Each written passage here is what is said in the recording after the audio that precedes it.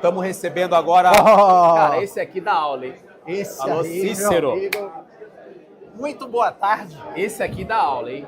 Tava falando aqui, Cícero, bem-vindo, tá? A gente está na cobertura aqui da CBF Academy, nessa dinâmica. Então, você que está conectado aí, você está percebendo que existe uma dinâmica aqui de convidados, de personalidades.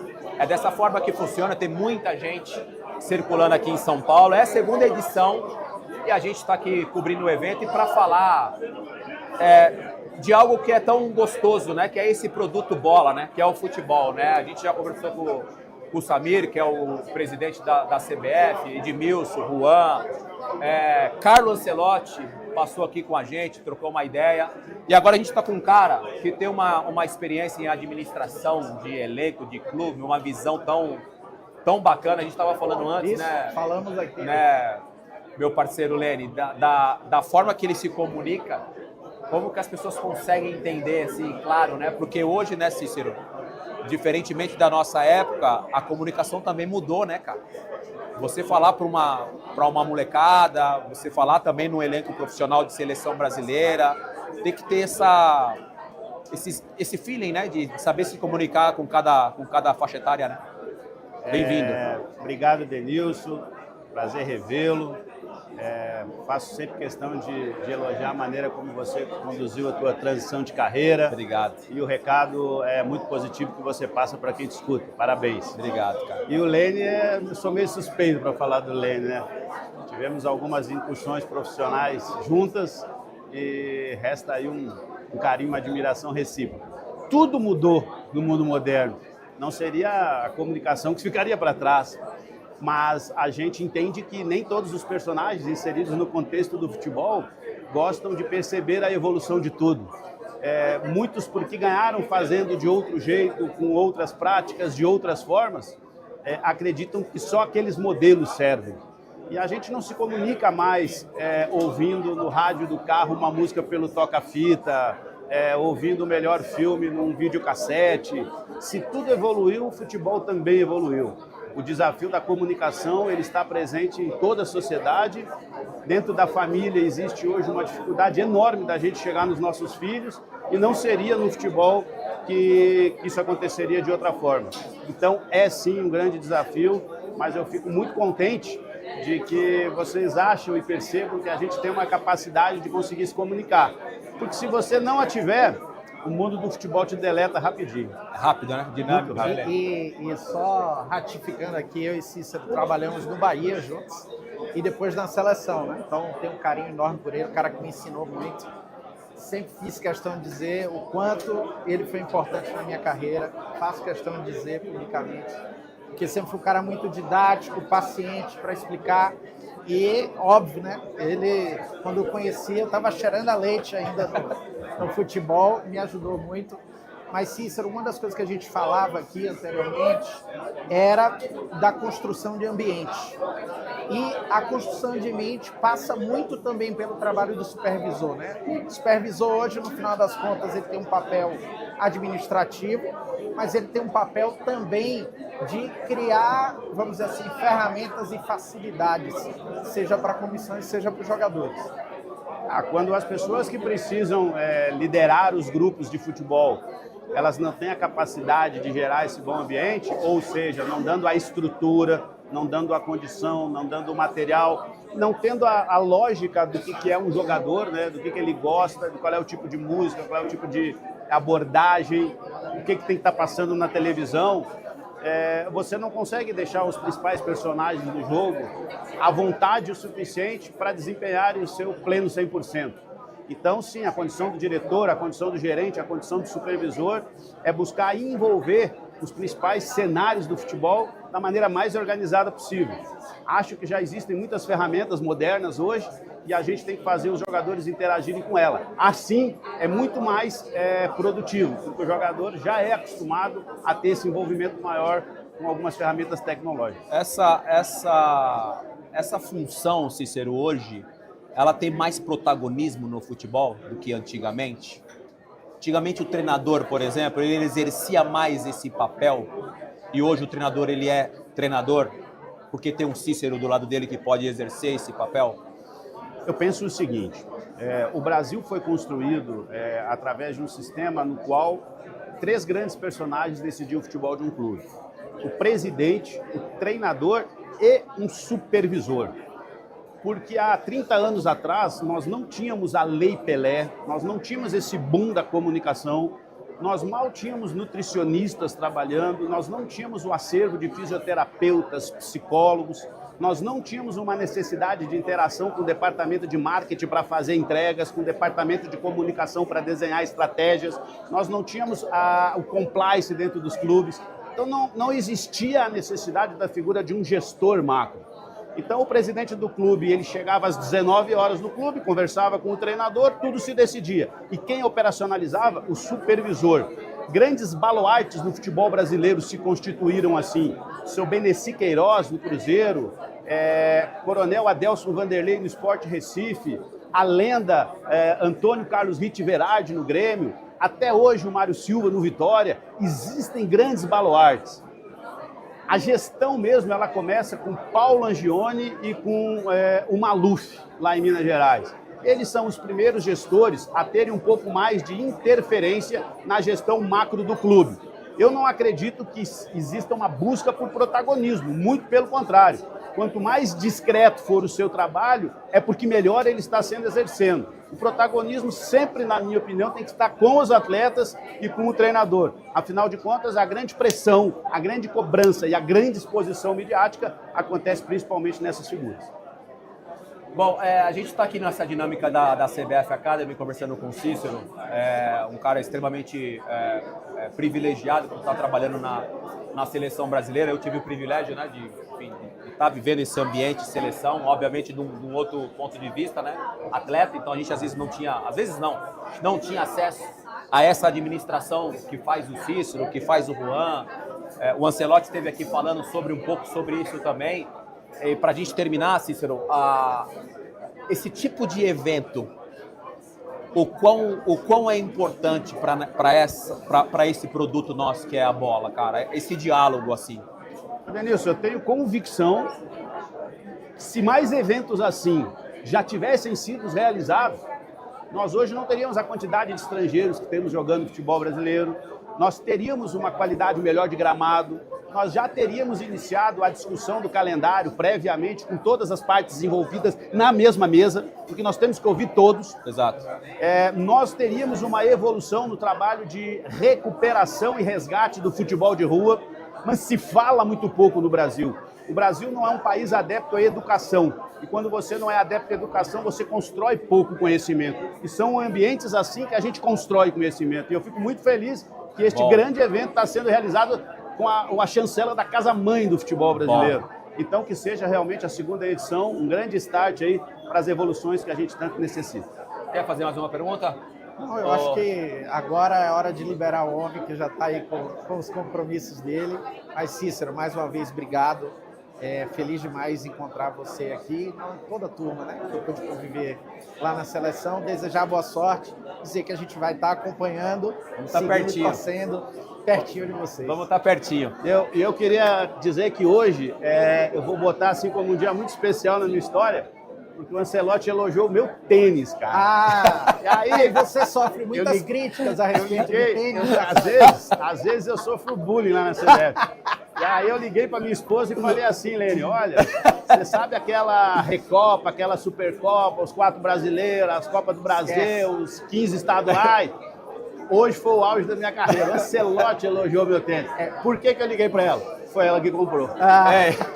O italiano elogiando o seu tênis. Isso aí tem um peso, hein? É o máximo. Que a moda é lá, hein? Cícero tem um hater particular que se chama Rodrigo Caetano.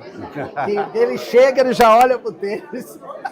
Mas obrigado, tá? Obrigado, eu trago esse dia como especial também por dividir ele com vocês. Sucesso, tá? A gente já se vê mais vezes. Abraço. Obrigado, bom trabalho. Valeu. Falando aqui, a gente acabamos de falar sobre você aqui nessa live. A gente está cobrindo aqui, volta a falar, você que está se conectando agora, cobrindo o principal evento de esportes e de gestores, enfim, do Brasil, a segunda edição do CBF Summit, do CBF Academy aqui em São Paulo.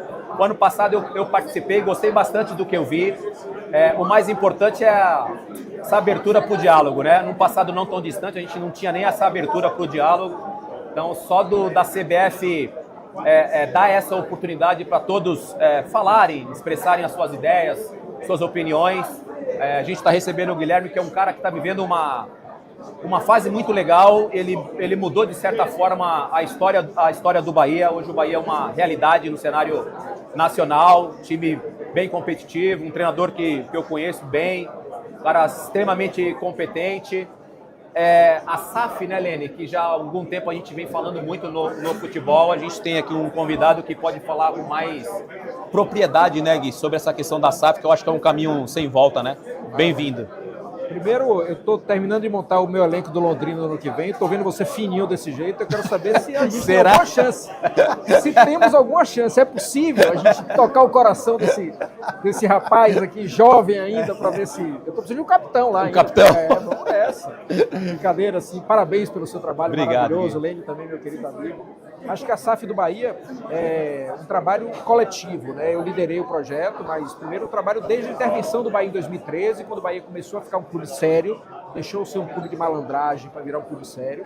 2013, todo um processo que foi sendo feito para organizar, mas a gente chega em 2022, 2023, ainda com dívida e com a torcida numa expectativa lá em cima, e eu falei, esse clube merece mais e a gente não pode sozinho chegar no patamar que a torcida quer.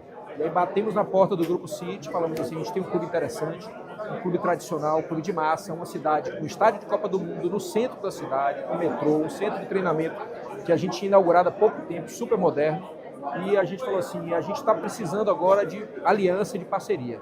Veio o Grupo City, conseguimos fechar um bom negócio, projeto. E hoje a torcida está feliz, tem muito mais pela frente, um processo que vai acontecer aos poucos, mas a gente está assim, colocando de fato o Bahia no lugar que ele merece. Boa. Lene. Hoje é um momento muito bacana assim, ter Guilherme aqui, porque Guilherme, eu falo publicamente, é um cara que tem um impacto muito grande na minha vida profissional e até na vida pessoal também, pessoal que eu tenho muita gratidão. Guilherme hoje tem um projeto, que é o Grupo Esquadra, que é uma plataforma de clubes.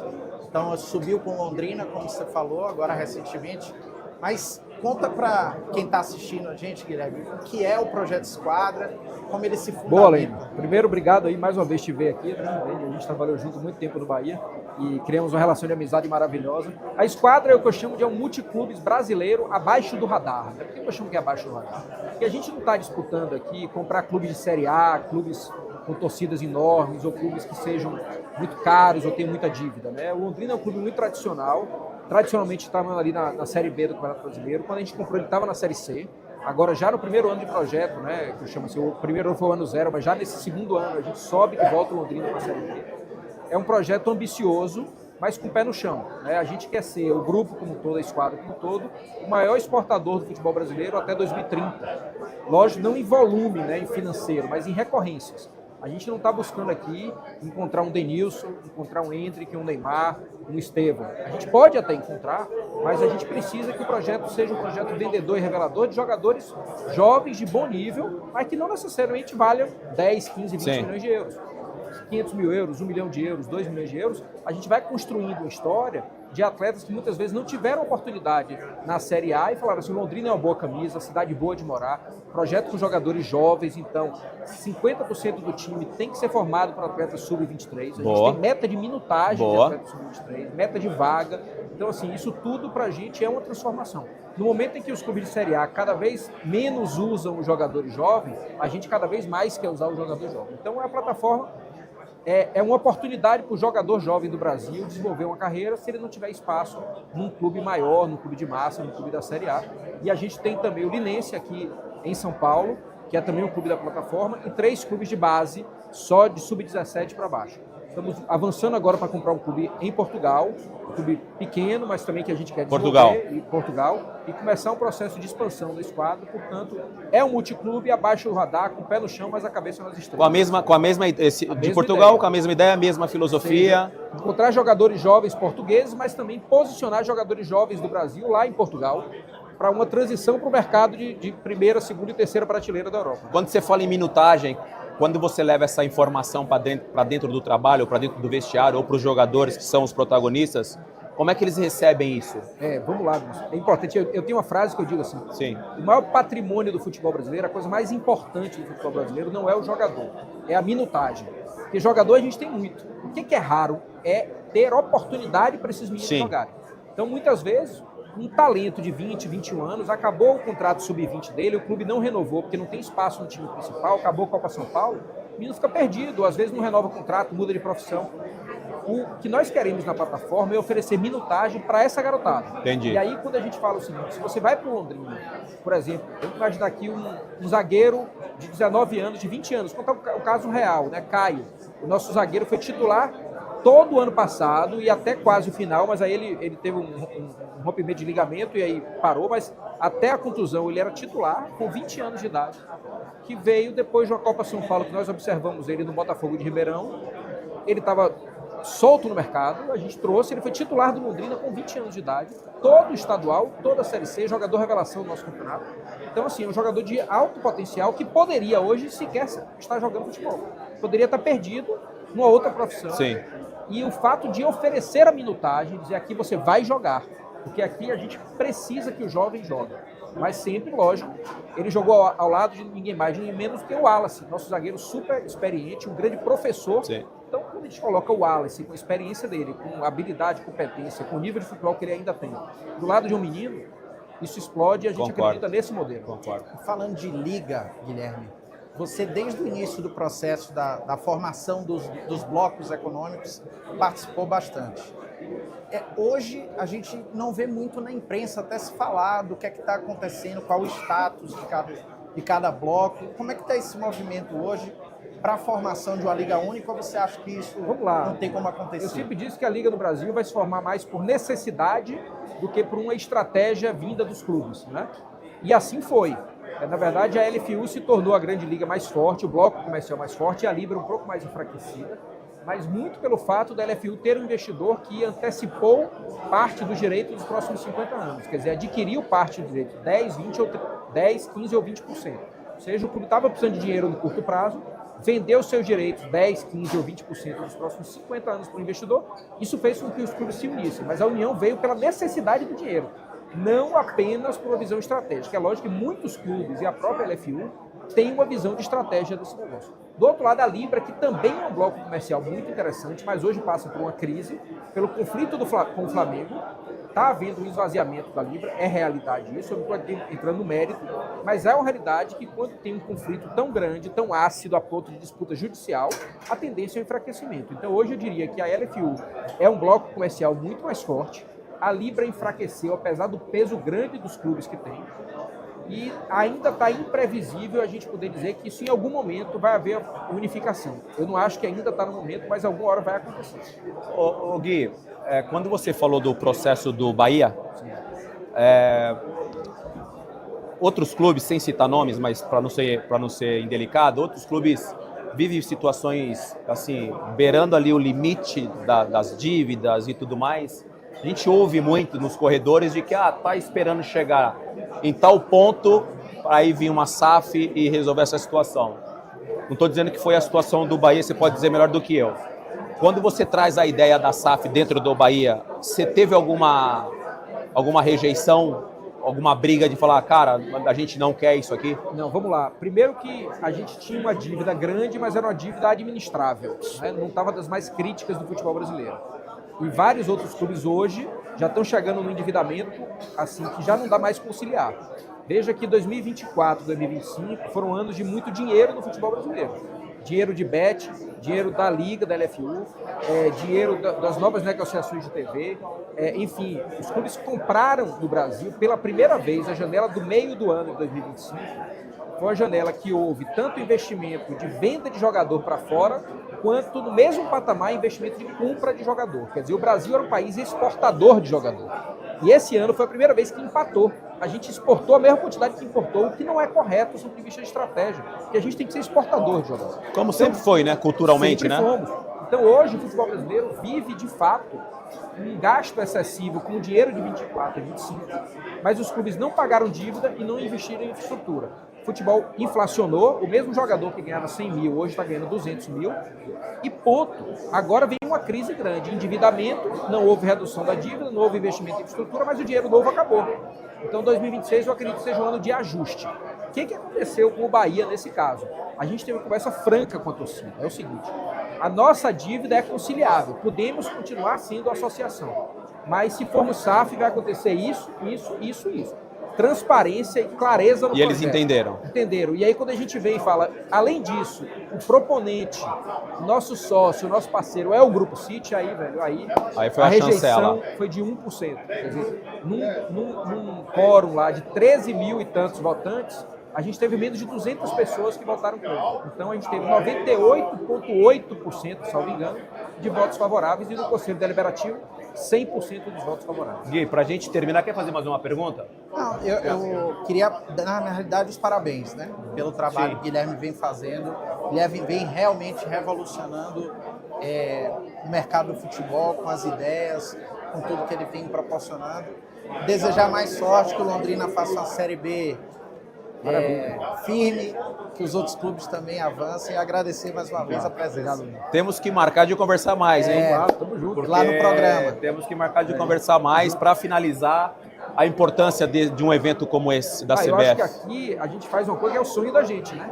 Tá todo mundo junto, a pena que é um dia só, né? Mas tem conteúdo para 3 dias aqui, né? 4 dias, conhecer pessoas, conectar, discutir coisas muito importantes. Para mim, o futebol brasileiro tem uma missão de curto prazo de 3 coisas muito importantes. Primeiro, o calendário.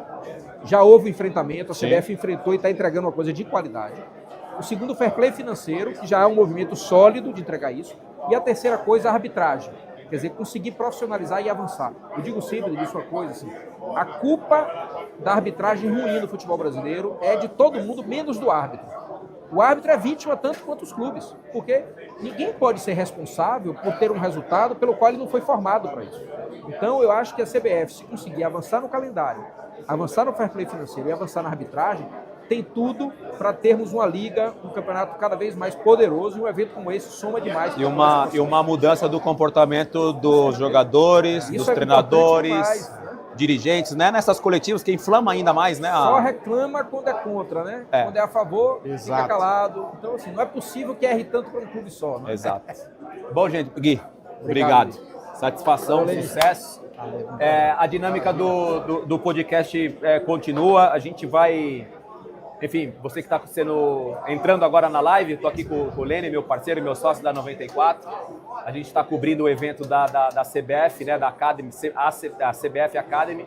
Um evento extremamente importante para dialogar, para trocar ideia e conhecer novas ideias, ou até as antigas ideias que estão voltando à tona, na verdade, na verdade é isso, né? Exato, e é muito bom, né, a gente ter um ambiente onde a gente consiga encontrar todo mundo. Todo mundo, Então aí a gente consegue ter diversos pontos de vista, falar de diversos assuntos e aprofundar, né? Não ficar só num discurso vazio e raso, a gente aqui consegue, de fato, discutir os problemas do futebol brasileiro. A gente conversou agora há pouquinho com o Guilherme eu acho que é uma prova viva disso, né? De que uma boa gestão, de que o entendimento, de que transparência, nas ideias, pode dar muito resultado, né? E o diálogo com a torcida, né? Você vê como ele falou. O jogar limpo, né? Vivi muitos anos de trabalho com ele e sempre foi assim, qualquer ação que era tomada pela gestão era sempre com diálogo que facilitava o encaminhamento de cada projeto. A gente vai continuar nessa dinâmica aqui na cobertura, no canal Denilson Show, na CBF Academy, um evento extremamente legal. Eu participei o ano passado. Vocês estão percebendo que a gente está rodando os nossos convidados e hoje, e nesse momento especialmente, a gente vai conversar com um convidado que a gente considera amigo da gente, né? Da nossa casa, assim. Tem uma história vencedora, montou elencos vencedores, campeões, sempre pegando ali na dificuldade e conseguindo fazer com excelência o seu trabalho. Estou falando de Alexandre Matos, que hoje, Lê, bem-vindo. Você tá elegante, hein? Que hoje tá numa elegância. Ele falou antes de mim, xadrez. tô acostumado a ver ele de calça jeans, polo, hoje estamos numa Eu gostava de ver elegância. o Denilson jogando de terno, né? Driblando, fazendo e tal. Agora, Terno xadrez, não é outro qualquer nível, um. é outro nível. Aliás, eu vou ter que ir trocar de roupa para voltar para ficar Tá. no nível aqui. Tá bom, Lê. Como é que você tá? Primeiro, Ale, saber que tá tudo bem, graças a Deus. Tudo bem. Firme e forte. Firme e forte. Isso é o mais importante. Sem dúvida. Para continuar trabalhando, né? Fazendo o que você sempre fez com excelência. É inevitável a gente falar desse momento que o Santos está vivendo. Eu acho que é um cenário até novo para você, Sim. porque os últimos trabalhos sempre bons trabalhos, construção de elenco, mas com resultado no final Sim. feliz. Não é um elenco que você montou, né? Que você chega, essa roda já está girando. Como é que está sendo administrar esse clima interno, Ale? Bem-vindo. Primeiramente, muito obrigado. Bem-vindo. Prazer enorme estar aqui com vocês. Duas referências em tudo. Você, então, Denilson, uma referência muito grande para todos, de como você atuou, depois você desenvolveu sua carreira fora da normalidade do que os seus atletas fazem e com tanto sucesso. Obrigado, Ale. E mais uma vez mostrando isso aqui, né, de um evento, fazendo diferente, trazendo pessoas para bater um papo, e só tenho a parabenizar vocês. Sobre o Santos, eu me sinto já em casa, né? Para mim era muito fácil, eu cheguei agora e tal, não, mas verdade que eu topei o projeto, acreditando no projeto do Santos, sabendo que esse ano ia ser um ano de extrema dificuldade, como está sendo.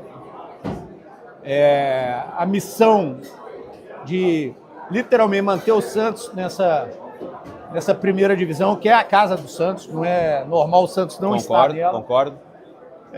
Estamos lutando, trabalhando. A sorte que tem um grupo que se esforça todo dia, que trabalha, que entende o momento do clube, entende as dificuldades que tem, mas que está com muito calor no coração, muita energia para tirar o Santos disso. Temos aí 3 partidas, estamos com muita confiança de que no final disso o Santos passe, e aí sim a gente começar a colocar um pouquinho de DNA diferente, um pouquinho de ideias, para ter o Santos novamente. Ele merece, que não é só estar na primeira divisão, mas no protagonismo do futebol brasileiro. Concordo, Lênin. Muita gente acha, Alexandre, e é um bom paradigma para se quebrar, que a tarefa do diretor de futebol fica muito ligada a contratar jogador e mandar jogador embora, né? A gente sabe que o dia a dia é muito mais pesado do que só contratar e mandar jogador. Essa gestão, o que é que você considera assim, que são os 3 principais pontos do dia a dia? Quais são as 3 maiores dificuldades assim, no dia a dia da administração de grupo, né? na condução do ano? Muito boa a pergunta, e sempre nós executivos que temos a oportunidade, a gente procura falar sobre isso. Porque o que nós não somos é contratadores, né? Nós somos, na verdade, gestores. Dentro das diversas responsabilidades, afazeres do dia a dia, estão, claro, as contratações, né? Que mesmo as contratações, ela tem os processos. Né? Em alguns momentos, as pessoas, às vezes, acordam e falam, olha, acordei e quero contratar o Denilson. Não é assim, né? Tem uma demanda técnica, tem, né, toda uma análise feita, tem dentro e fora de campo, tem as possibilidades financeiras, tem uma análise jurídica, enfim, tem todo um contexto para que a gente faça uma contratação.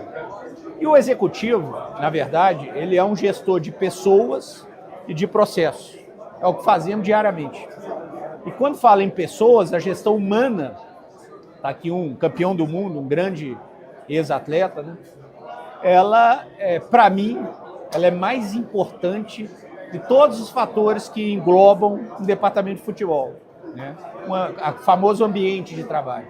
E o ambiente de trabalho são as pessoas, atletas, colaboradores, comissão técnica, dirigentes, o próprio treinador, enfim, o staff, enfim, o roupeiro, o motorista do ônibus, enfim, segurança, todo mundo que envolve isso. Então, o diretor executivo, ele é uma parte fundamental dessa gestão humana, de entender necessidades, aflições, cobrança, blindagem, todo um pacote que faz. E os processos. E no processo envolve tudo. Então, quando o diretor executivo é o líder de um processo, de um departamento, e, por exemplo, tem uma decisão se vai ou não operar um atleta. Esse atleta ele pode fazer um trabalho conservador ou tem que fazer uma cirurgia agora. Óbvio que essa decisão, ela é técnica, ela pertence ao departamento médico, fisioterapeuta, enfim. Mas ela é compartilhada e muitas vezes o diretor é o ponto-chave para essa tomada de decisão. Olha, vamos esperar um pouquinho acabar o campeonato? Ou então faz de uma vez, que eu vou precisar dele daqui a pouco.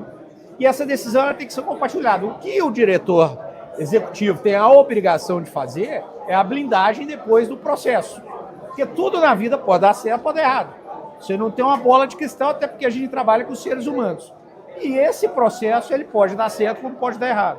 Então, às vezes o jogador também quer. O jogador também participa. Eu acho que numa situação como essa, Ale, desculpa te interromper, às vezes o jogador ele quer o processo mais longo, né? Que é para não passar por uma cirurgia, né? Sim, não Se passar tem a por uma opção de cirurgia, não passar. sem dúvida. Né? E também, às vezes, tem aquele processo que acontece, olha, o cara tá tão desgastado da temporada, mentalmente, fisicamente, e ele tá vendo ali, logo ali na frente, umas férias, que ele necessita para uma recuperação dele, e às vezes você empurrar isso lá na SES e tirar isso dele, e às vezes a pessoa que está de fora, pô, o cara é folgado, o cara quer ser. Não é isso. O cara está necessitando de um descanso para que ele consiga dar sequência na sua carreira. Às vezes um atleta tem 4 anos de contrato, não é só aquele momento.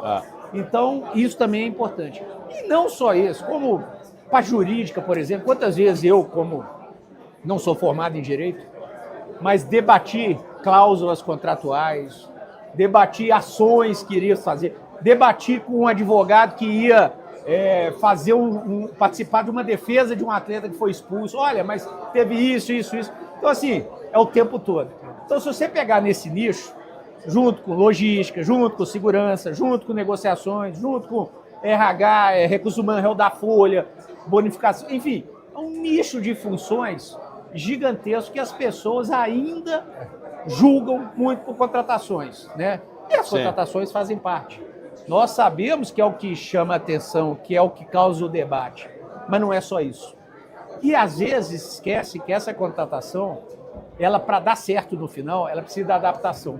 E a adaptação é tudo isso que envolve lá atrás. É o clube estar organizado, é estar pagamento em dia, muitas ter um coisas departamento médico, de correto, é ter tudo funcionando para que esse jogador que você contratou ande. Mas isso para funcionar, o gestor ele tem que estar com tudo bem organizado e tem que participar ativamente disso. Então, assim, é um ciclo que finalmente, no Brasil, o que vale é a bola na rede. A gente entende isso.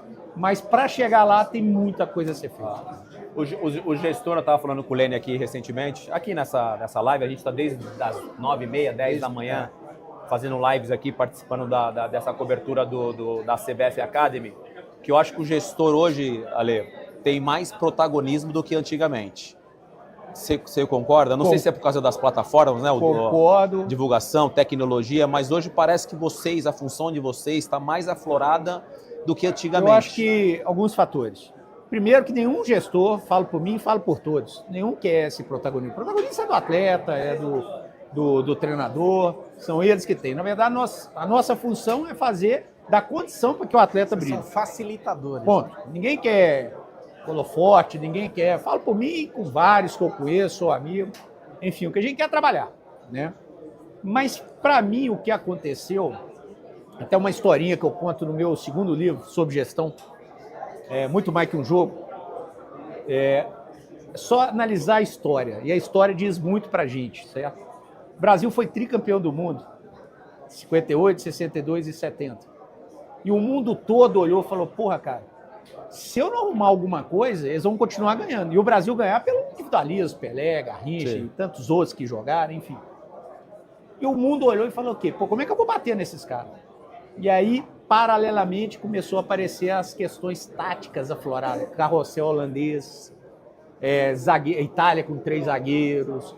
E aí o Brasil ficou 24 anos sofrendo com isso. O Brasil tinha qualidade técnica, mas a tática nós estávamos atrás, principalmente dos europeus e tudo. Isso aí foi claro. Até que o Brasil perdeu 82, 86, um time muito melhor, mas taticamente os adversários melhores que o Brasil.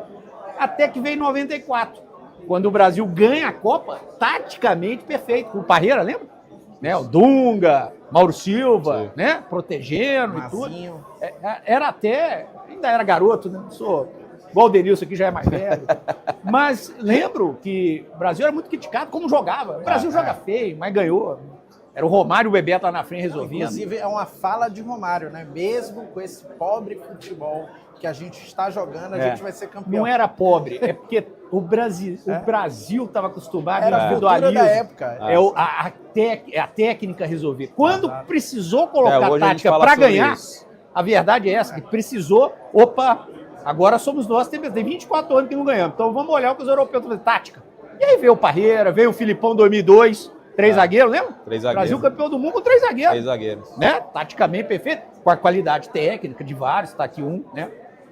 E aí, o que aconteceu em 2002? De novo, Brasil campeão em 94, Brasil vice-campeão em 98, Brasil campeão em 2002 e não ia parar de ganhar. O que o mundo fez? Como é que eu vou bater neles de novo?